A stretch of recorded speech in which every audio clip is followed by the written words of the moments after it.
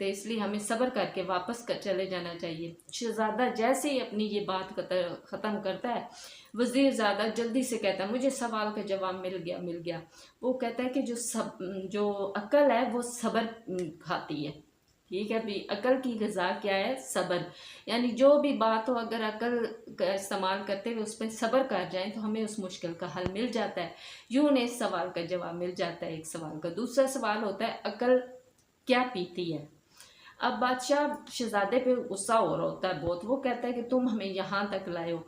वो अब सवाल पूछे कि हम अगर सवालों के जवाब ना दे सके तो हमारे इर्द गिर्द के सारे जो मुल्क हैं उनमें बड़ी रुसवाई होगी। सब कहेंगे कि एक बादशाह आया था उस मुल्क का, उसके बेटा उसके सवालों के जवाब नहीं दे सका शहजादी के, उसकी शादी नहीं हो सकी, यूँ हमारी रुसवाई होगी।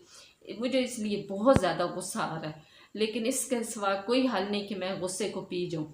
वो जैसे ये कहता है, वो वज़ीर ज़्यादा जल्दी से कहता है मुझे दूसरे सवाल का जवाब मिल गया मिल गया। वो बादशाह और शहजादा हैरान होकर उसकी तरफ देखते हैं, अच्छा हमें भी बताओ। वो कहते हैं कि अक्ल गुस्सा पीती है।